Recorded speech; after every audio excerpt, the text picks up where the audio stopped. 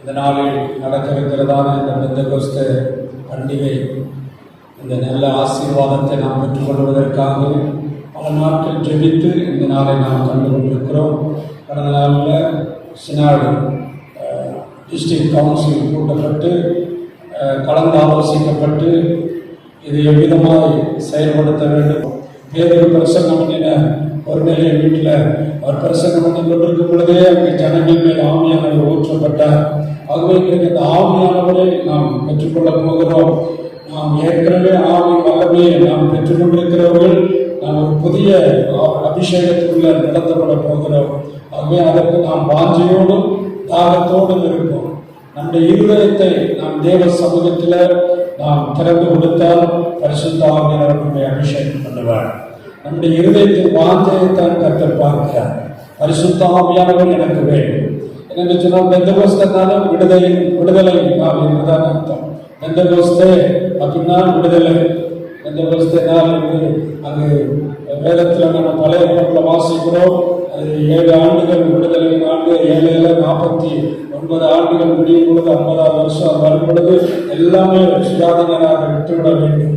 அடிமைகள் கடன்பட்டிருந்தாலும் அடிமைகளாக இருந்தாலும் அவர்களுடைய சுய இஷ்டத்திற்கு அவர்களை விட்டுவிட வேண்டும். அந்த 50ஆவது வருடத்தை தான் அப்படி விடுதலை பெந்தெகோஸ்தே என்று புதிய ஏற்பாட்டில் நம்ம பார்க்கிறோம். ஆகவே அது விடுதலையின் நாள். பரிசுத்த ஆவியானவர் ஜனங்களுக்கு கட்டுகளில் இருந்து, சாபத்தில் இருந்து, பாவத்தில் இருந்து, பலவிதமான கிரியைகளிலிருந்து, உலகத்திலிருந்து நமக்கு ஒரு விடுதலை கொடுக்கிற ஒரு நாள் தான் அந்த பரிசுத்தாவின் அபிஷேகம். இந்த அபிஷேகத்தை நம்ம பெற்றுக்கொண்டால் நம்முடைய வாழ்க்கையில் ஒரு விடுதலை நிச்சயம். நம்முடைய வாழ்க்கையில் எல்லா விதமான சூழ்நிலையிலிருந்து ஒரு விடுதலை நமக்கு உண்டு. ஆகவே அதற்கு ஆண்டவர் நம்மிடத்தில் எதிர்பார்க்கிறது, நம்முடைய தாகமாக இருக்கிறவன் என்னிடத்தில் வர கடவுள் என்று அவருடைய வார்த்தை சொல்கிறது. யோவான் சுவிசேஷ புஸ்தகத்தில் 7ஆவது அதிகாரத்தில் 37-38 வசனங்களில் சொல்லப்பட்டிருக்கிறது, தாகமாக இருக்கிறவன் என்னிடத்தில் வர கிடையாது. அவனோட இலவசம் அவனுக்கு ஜீவ தண்ணீர். என்மேல் விசுவாசமா இருக்கிறவனிடத்திலிருந்து ஜீவ தண்ணீர் உள்ள நதிகள் போடும். இப்போ தாகமா இருந்தா போதும். ஆண்டவரே, இந்த வார்த்தை கேட்கும் பொழுதே எனக்கு அந்த பரிசுத்த ஆவி அபிஷேகம் வேணும். அந்த ஆவியானவரை நம்ம எதிர்பார்த்து காத்திருக்கணும் என்று சொன்னால் நம்ம அதற்காக பல நாட்கள் ஜெபித்திருக்கிறோம். தேவ ஊழியரை கொண்டு ஆண்டவரை பலத்த காரியத்தை செய்ய வேண்டும். அபிஷேகம் கிருஷ்ணகிரி பட்டணத்தில் ஆண்டவரே தேவ பிள்ளைகள் வாஞ்சையோடு தாகத்தோடு வருகிற ஒவ்வொருவருக்கும் அந்த அபிஷேகம் வேண்டும் என்று நம்ம பல நாட்கள் ஜெபித்து காத்திருந்திருக்கிறோம். அதை இன்றைக்கு நாம் அனுபவிக்கிறோம்.